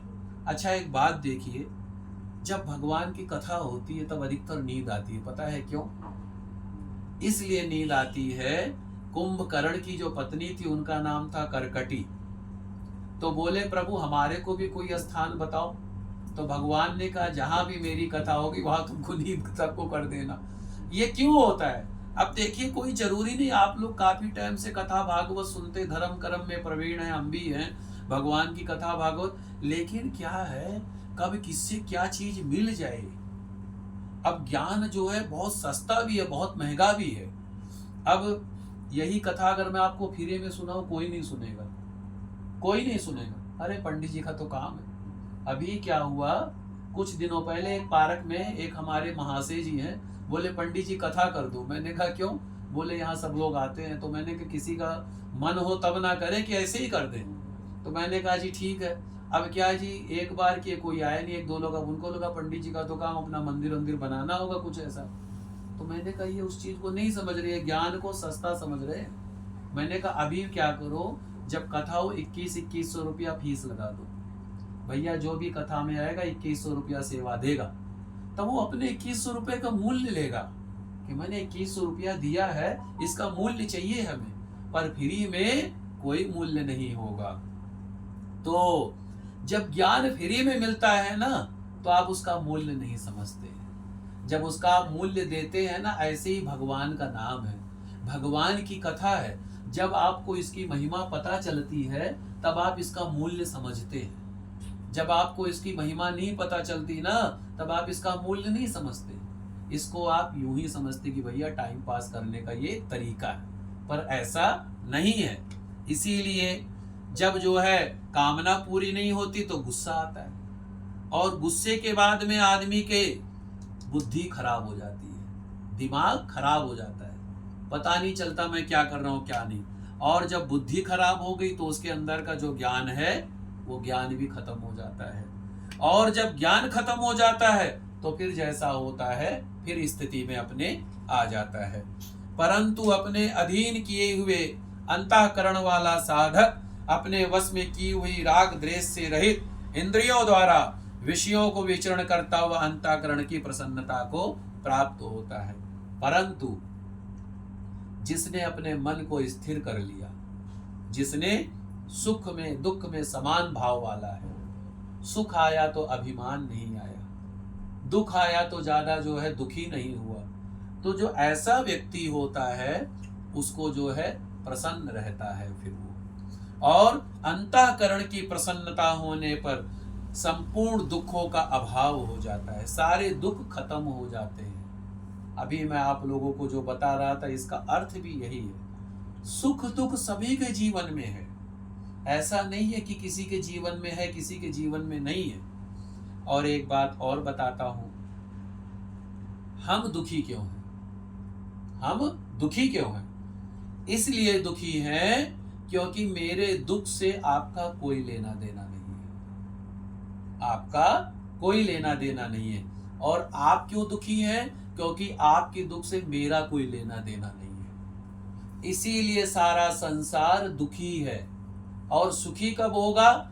जब मेरे दुख से आपका लेना देना होगा, आपके दुख से मेरा लेना देना होगा, तब हम सुखी होंगे। पर क्या होता है, हर आदमी एक दूसरे का फायदा उठाने के लिए बैठा हुआ है। वो घड़ियाली आंसू निकालता है पर रियल में वो दुखी नहीं होता है, रियल में वो दुखी नहीं होता है। अगर हर व्यक्ति एक दूसरे के सुख दुख में हृदय से साथ दे दे तो इस संसार में दुख तो रहेगा ही नहीं। और दूसरी बात, जैसे सबके जीवन में कष्ट है, सबके जीवन में परेशानी है, तो आप उसको इस तरीके से समझिए। कैसा? दुनिया में कितना गम है, मेरा गम कितना कम है। लोगों का गम देखा तो मैं अपना गम भूल गया, मैं अपना गम भूल गया। तो दुनिया में कितना कष्ट है। अब शमशान घाट में जाइए, रोज देखिए जाके कितने लोग आ रहे हैं, कोई ना कोई किसी का परिवार का कोई ना कोई सदस्य है। और जरूरी नहीं कोई, हर कोई बुजुर्ग ही आते हैं, कई बार छोटी उम्र के भी जाते हैं। बड़ा कष्ट होता है, बड़ी तकलीफ होती है। तो उस तकलीफ से दूर होने का उपाय यही है, क्या? यही है धीरज धर्म मित्र अरुणारी, आपद काल परखिए चारी। अपने मन में धीरज धारण करो, धैर्य धारण करो। और भगवान क्या कहते हैं? न जीते हुए मन और इंद्रियों वाले पुरुष में निश्चात्मका बुद्धि नहीं होती, और उस अयुक्त मनुष्य के अंतःकरण में भावना भी नहीं होती है। इसीलिए मनुष्य को तथा भावनाहीन मनुष्य को शांति नहीं मिलती है। अब जिसने अपने मन को नहीं जीता है, जो इंद्रियों के सुख में ही सुखी रहता है, तो वो कैसे जो है उसको स्थिर बुद्धि प्राप्त होगी। और जिसको स्थिर बुद्धि नहीं होगी उसके मन को शांति भी नहीं मिलेगी। क्योंकि जैसे जल में चलने वाली नाव को वायु हर लेती है, समुद्र में जब तूफान आता है तो जब जहाज भी डूब जाता है, वैसे ही हम विषयों में विचरण कर रहे हैं। विषयों में हमको ये मिल जाए, ये हो जाए, ऐसा हो जाए, वैसा हो जाए, इसी में हम घूम रहे हैं। और इसीलिए हम जो है कष्ट में रहते हैं। इसीलिए हे महाबाहो, जिस पुरुष की इंद्रियों के विषयों में सब प्रकार निग्रह की हुई है, उसी की बुद्धि स्थिर है। संपूर्ण प्राणियों के लिए जो रात्रि के समान है, उस नित्य ज्ञान स्वरूप भगवान परमानंद की प्राप्ति में स्थित प्रज्ञ योगी जागता है। यानी कि जो एक योगी होता है, जो एक वाकई में सन्यासी होता है, वो भगवान को अपने हृदय में धारण करता है, अपने हृदय में उसको ग्रहण करता है, और धर्म को भी अपने हृदय में धारण करता है। धर्म का अर्थ क्या है? धर्म का अर्थ है परहित सरिस धर्म नहीं भाई, पर पीड़ा सब नहीं अधिकारी। दूसरे का भला करने से बड़ा कोई धर्म नहीं। हिंदू, मुस्लिम, सिख, ईसाई, जितने भी धर्म हैं, जितने भी पंथ हैं, जितने भी मजहब हैं, जितने भी जो है अनेक जो है मतलब कि कई प्रकार के हमारे जो है पंथ हैं, उन सब का एक ही ध्येय है, उन सब का एक ही मूल कारण है। क्या? अपने द्वारा किसी का भला करना। अगर आपको भगवान ने पैसा दिया है तो कोई अगर आपके द्वारा किसी का भला हो रहा है, कर दो। अगर भगवान ने आपको कई मकान दिए, किसी के पास ना हो, दे दो। अगर भगवान ने आपको धन दिया है, किसी को रोजगार दे दो, किसी को आवास दे दो, और अगर वो भी नहीं दिया है, पढ़ाई तो अच्छी दी है, भगवान ने अच्छी एजुकेशन तो दी है, उन बच्चों को बीड़ा उठा लो, हमें उन बच्चों को शिक्षित करना है, उन गरीब बच्चों के लिए जो है हमें प्रयास करना, अगर वो भी नहीं दिया है। कई लोग क्या करते हैं, मुझे कहना नहीं चाहिए, एक धर्म ऐसा है जिसमें कहते हैं कि जब जो है आयु हो जाती है ज्यादा तो कहते हैं जल पीते हुए हम प्राण छोड़ देंगे। मैं कहता हूं भैया ऐसा कदापि मत करो, जब तक भगवान ने जीवन दिया है जियो, कभी भी ये मत सोचो। हाँ ये जरूर करो, आपको भगवान ने धन दिया है तो धन का दान करो, संपत्ति दी है तो संपत्ति का दान करो यथा संभव। और अगर दोनों चीजें नहीं दी, ना धन दिया ना संपत्ति दिया है, विद्या दिया है, विद्या का दान करो। और अगर विद्या भी नहीं दी है, पढ़े लिखे नहीं हो, तो क्या करोगे, शरीर से किसी की सेवा कर दो। अब शरीर भी आपका खराब है, रोगों से ग्रस्त है, तो फिर मन से किसी की सेवा कर दो। अपने वाणी से, जो भगवान ने वाणी दी है, इस वाणी से लोगों की सेवा कर दो। हमारे जीवन में सबसे ज्यादा कष्ट तो वाणी का ही रहता है। आजकल लोग किसी को क्या बोल देते हैं, क्या कर देते हैं, कुछ पता ही नहीं रहता। ऐसे बच्चे जो है बड़ों को ऐसी बातें बोल देंगे कि तुमको कुछ नहीं पता है, हमको तो ये है वो है। तो भैया ऐसी वाणी बोलिए मन का आपा खोए, औरों को शीतल करे आपो शीतल होए। वाणी से सेवा करो, मन से सेवा करो, तन से सेवा करो, शरीर से सेवा करो, और अगर धन दिया है धन से सेवा करो, पर उसका सदुपयोग में लगाओ। ऐसा नहीं है कि जहाँ पे लाखों लोग दे रहे हैं आप भी दे रहे हो। अब अयोध्या जी में हर कोई दान दे रहा है, जब तक राम जी हमारे टेंट में बैठे तो कोई नहीं जा रहा था।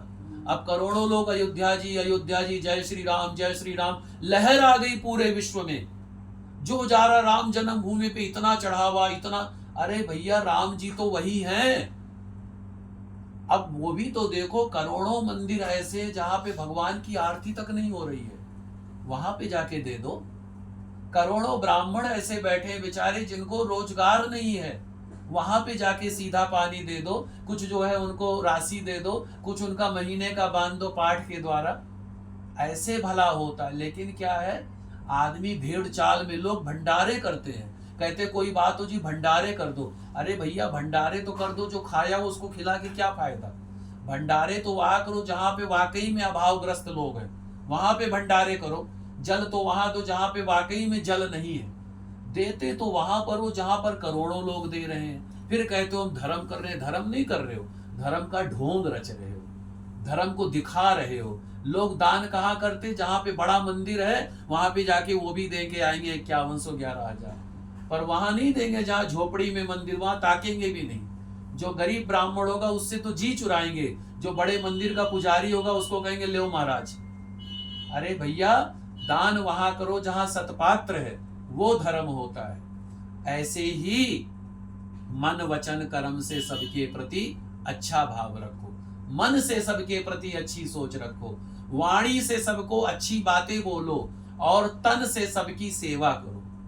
अब इसमें से तो तीन चीजों में से तो मुझे लगता है भगवान ने किसी ना किसी को कुछ ना कुछ जरूर दे रखा। मुझे क्या दे रखा है, मुझे भगवान ने वाणी दी है, और मैं इस वाणी के द्वारा मैंने आज तक, जब से मैं पैदा हुआ हूं आज तक, मैंने किसी को एक गाली तक नहीं दी है। सत्य कह रहा हूं, मैं भगवान के सामने बैठा हूं, मैंने आज तक किसी को एक गाली तक नहीं दी है। मेरा लोगों ने खूब बुरा किया, और ना ही मैंने मन से किसी के प्रति गलत सोचा है, किसी के प्रति भी नहीं। मेरे मन का भाव है, तो मैं इस तरीके से सेवा करता हूँ। एक मैं जब छोटा सा था, करीबन मैं 9 या 10 साल का, मैं पूजा पाठ का काम अनुभव जी 8 साल की उम्र से कर रहा हूँ। तो जब मैं पाठ करने जाता था, छोटे सा था, तो हमें मिलता था 300-500 रुपया पाठ करने का, जाता था 15-20 मिनट पाठ करके। तो एक भिखारी को देखता था, वो जो है सबसे मांगता था। उस टाइम पे चलती थी चवन्नी और 8 आना, सबको। अब मेरे से मांगे पंडित जी आप भी दो। अब मेरे पास तो भैया कम मिलता था, मैं उतना होता नहीं था, तो मैं शर्म बस नहीं देता था। लेकिन मेरी आदत क्या थी, मैंने गुल्लक में रखा हुआ था इकट्ठा करके, थोड़ा थोड़ा जो जो मिलता था मुझे घर पे दे देता था, फिर जो मेरा जेब खर्च होता था मैं गुल्लक में रख देता था। मैंने करीबन इतने सारे पैसे इकट्ठे कर रखे, गिना नहीं होगा गुल्लक में। और एक दिन गया, वो गुल्लक थोड़ा सारा पन्नी में बांध के उसके हाथ में रख दिया, इतने सारे नोटों की गड्डियां, सिक्के, कापी। वो मुझे देख रहा आश्चर्यचकित, अरे ये क्या? बोले आज तक तो मेरे को लोगों ने 8 आना दिया, 54 दिया, और पंडित जी आप इतना? तो मैं इस भाव से नहीं दिया था। मैंने कहा आपको दूंगा तो ऐसा दूंगा ना आपका काम हो जाए। ऐसे हमारे यहाँ शनि महाराज आते हैं मांगने के लिए, वो सबके यहाँ जाते, कहे जी आज अमावस्या है, संक्रांति है। तो मैंने कहा महाराज जी सुनो, मैं आपको साल में एक बार दूंगा, मैं रोज रोज नहीं दूंगा, पर मैं आपको ऐसा दूंगा आपका काम हो जाए। तो मैं साल में क्या करता हूँ, 4-5 हजार रुपए का बना करके हिसाब किताब उनको दे देता हूँ, 10-20 कपड़े दे देता हूँ, खुश हो जाते हैं। तो कहने का अर्थ क्या, दान का यही अर्थ होता है। ये अर्थ नहीं होता है कि बस चुटकी भर आटा दे दिया है, वो नहीं। जो भगवान ने दिया है इसको धर्म कहते हैं। अपने वाणी द्वारा लोगों के प्रति अच्छी भावना रखता हूँ, विचार द्वारा। ऐसे ही क्या कहते हैं, भगवान कहते हैं मनुष्य को जो है यही भाव रखना चाहिए, धर्म का, सबके प्रति भलाई करना, यही धर्म है। और धर्म की सबसे बड़ी पराकाष्ठा क्या है, दूसरे को सुख देना सबसे बड़ा धर्म है, दूसरे को कष्ट देना सबसे बड़ा अधर्म है, सबसे बड़ा अधर्म है। अभी जो परसों ईद गया, बकरीद गई है, 2-4 दिन पहले, मुसलमान लोग बकरी काट देते हैं, कहते हैं हमारे यहाँ जी अल्लाह के लिए कुर्बानी। अरे भैया कैसी कुर्बानी दे रहे हो भैया, अपने आप को गला काट के देखो तब पता चलेगा। जानवर को मार देते हो क्योंकि वो तुम्हारे को वो मतलब कि, तो कहने का मतलब उसमें कुर्बानी का अर्थ ये जो सबसे प्यारा उसकी कुर्बानी दो, उसकी नहीं देते हैं, उसकी देते हैं। तो ऐसी हमारे धर्म का जो है मखौल है। धर्म के असली तत्व को कोई नहीं जानता है, सब भाग रहे हैं भेड़ चाल, भागो, किसी ने बोल दिया यहाँ से भागो, सब भागो। पर धर्म की सबसे बड़ी यही पराकाष्ठा है, धर्म की सबसे बड़ी यही व्याख्या है, अपने द्वारा दूसरों का भला हो। और दूसरी बात क्या है, क्योंकि जल में जैसे नाव हर लेती है, वैसे ही इंद्रियों के साथ जो इंद्रियों के सुख में रहता है उसकी बुद्धि को भगवान हर लेते हैं। इंद्रियों का सुख क्या, हमारे को ये मिल जाए, वो मिल जाए, ऐसा हो जाए, वैसा हो जाए, तो उसमें आदमी जो है कष्ट में रहता है फिर। और इंद्रियों के विषय में सब प्रकार निग्रह की हुई है, उसी की बुद्धि स्थिर है।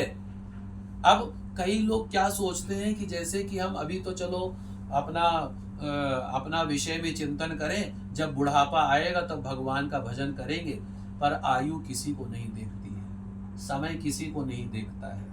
और जैसा आप अपने रोजाना की जिंदगी में जैसी सोच रखते हो ना, वैसी ही सोच मृत्यु के समय आती है। और जिससे जितना ज्यादा प्यार करते हो वैसी ही बुद्धि आती है। फिर ये नहीं हो सकता कि आपकी बुद्धि कहीं अरबों रुपया फंसा हुआ है, वहां से हट के भगवान में लग जाए, लगेगी नहीं, बिल्कुल नहीं लगेगी। आपकी बुद्धि वहां लगेगी जहां आपका मन है, और मन कहाँ पे लगा के रखा है वो आपको पता है। तो इसीलिए भगवान में मन लगाना चाहिए।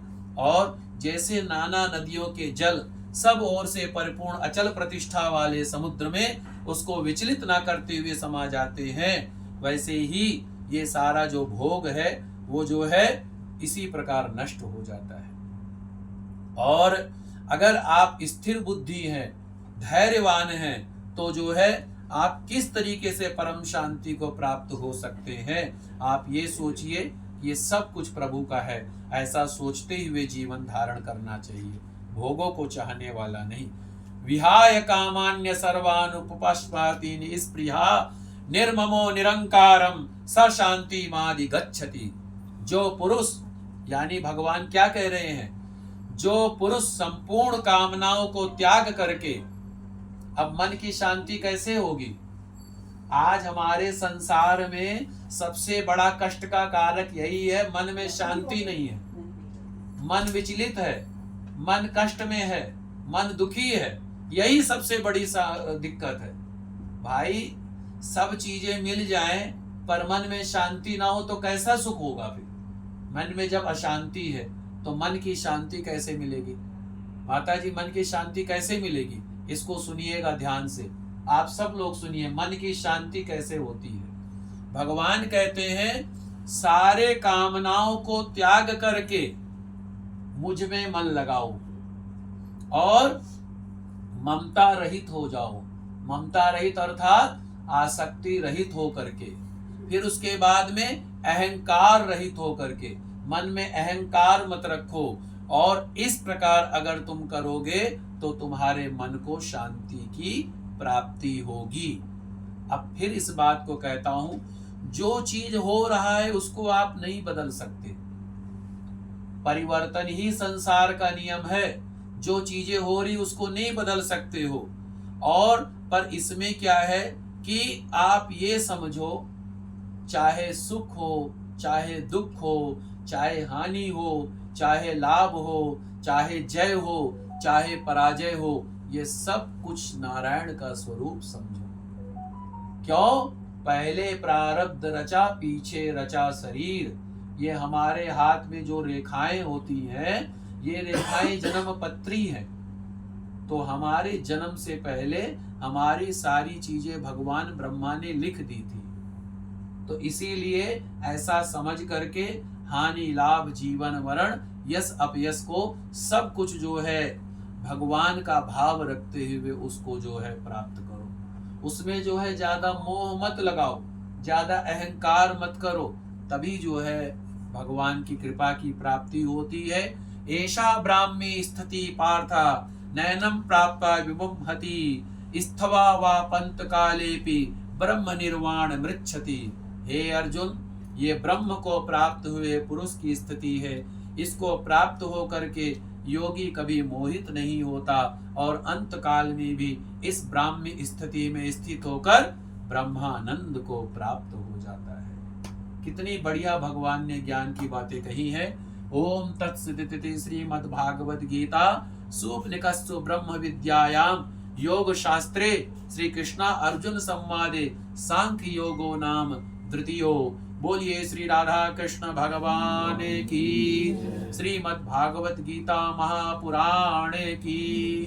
श्रीमन्नारायण नारायण नारायण भजमन नारायण नारायण नारायण लक्ष्मी नारायण नारायण नारायण सत्य नारायण नारायण नारायण भजमन नारायण नारायण नारायण लक्ष्मी नारायण नारायण नारायण सत्य नारायण नारायण नारायण भजमन नारायण नारायण नारायण लक्ष्मी नारायण नारायण भजमन नारायण नारायण नारायण सत्य नारायण नारायण नारायण भजमन नारायण नारायण नारायण। बोलिए श्री लक्ष्मी नारायण भगवान की जय। श्रीमद् भागवत गीता महापुराण की जय। श्री कृष्ण भगवान की जय। श्री अर्जुन जी महाराज की जय। जयकारा शेरावाली का बोल साचे दरबार की। माई मेरी सचिया जोता वाली माता तेरी सदा ही जय। बोलिए साचे दरबार की जय। गौरी शंकर भगवान की जय। धर्म की जय हो, अधर्म का नाश हो, प्राणियों में सद्भावना हो, विश्व का कल्याण हो। गौ माता की जय हो। नमः पार्वती पतये। हर हर हर महादेव। ओम द्यौः शान्तिरन्तरिक्षगुं शान्तिः पृथ्वी शान्तिरापः शान्तिरोषधयः शान्तिः वनस्पतयः शान्तिर्विश्वे देवा शान्ति ब्रह्म शान्तिः सर्वगुं शान्तिरेव शान्ति सामा शान्तिरेधि। हरि ओम शान्तिः शान्तिः शांति ओम। सर्वा अरिष्ट शांतिर्भवतु, सुख शांतिर्भवतु। सभी जो है आप बैठ जाएं ध्यान अवस्था में। 5 बार गायत्री मंत्र का पाठ करेंगे हम सभी। ओम भूर्भुवः स्वः तत्सवितुर्वरेण्यं भर्गो देवस्य धीमहि धियो यो नः प्रचोदयात्। ओम भूर्भुवः स्वः तत्सवितुर्वरेण्यं भर्गो देवस्य धीमहि धियो यो नः प्रचोदयात्। ओम भूर्भुवः स्वः तत्सवितुर्वरेण्यं भर्गो देवस्य धीमहि धियो यो नः प्रचोदयात्। ओम भूर्भुवः स्वः तत्सवितुर्वरेण्यं भर्गो देवस्य धीमहि धियो यो नः प्रचोदयात्। ओम भूर्भुवः स्वः तत्सवितुर्वरेण्यं भर्गो देवस्य धीमहि धियो यो नः प्रचोदयात्। ओम शांति शांति शांति ओम। सर्वा अरिष्ट शांतिर्भवतु, सुख शांतिर्भवतु। सर्वे भवन्तु सुखिनः, सर्वे सन्तु निरामयः, सर्वे भद्राणि पश्यन्तु मां कश्चित् दुःखभाग् भवेत्। ओम शांति शांति शांति ओम। आइए खड़े हो।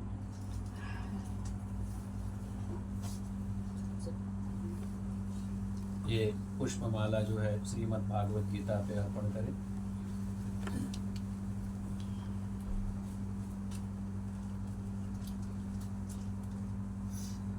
कुछ जो है पुष्प और दक्षिणा चढ़ा दें। आप भी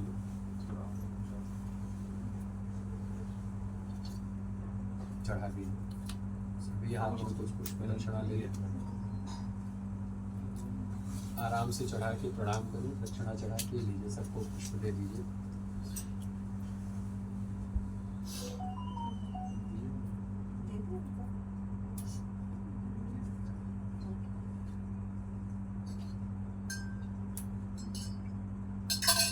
सभी लोग पुष्प चढ़ाएं। पुष्प चढ़ा के प्रणाम करें।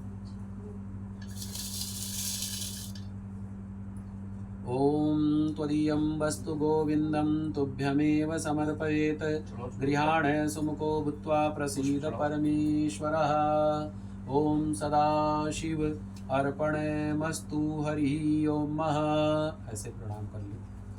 ओम सहस्र श्री रेखा पुरुखा सहस्राक्षा सहस्रपातः सभूमिगुं सर्वात् स्मृत्वा त्रिदशाङ्गुलं मह पुरुख एवेदगुं सर्वं यद्भूतं यच भाव्यं मह उतामृततश्वेशानुः जदन्नेनातिरोहतिः।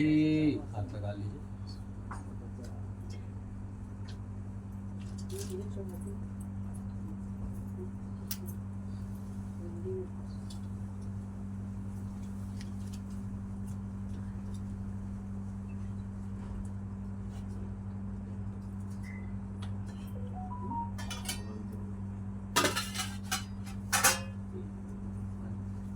ओम त्वदीयं वस्तु गोविंदं तुभ्यमेव समर्पयेत्। गृहाण सुमुखो भूत्वा प्रसीद परमेश्वरः।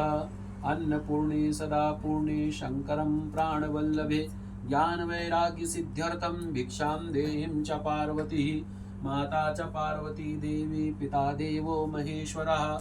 बांधवा शिव भक्ताश्च स्वदेशो भुवनत्रयम् महा।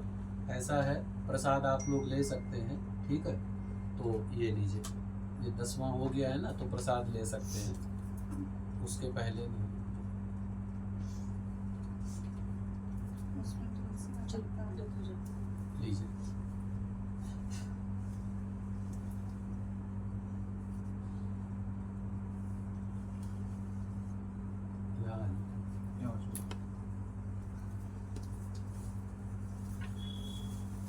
थोड़ा चाय का करवा दीजिए।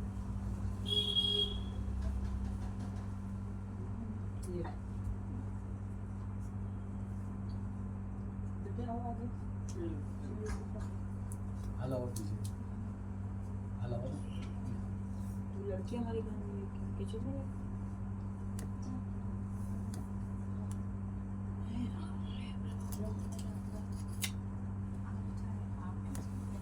हाँ आप लोग भी ले सकते हैं अगर।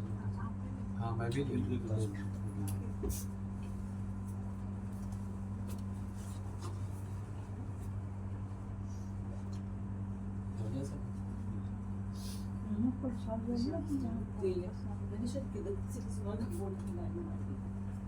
ये बनती थी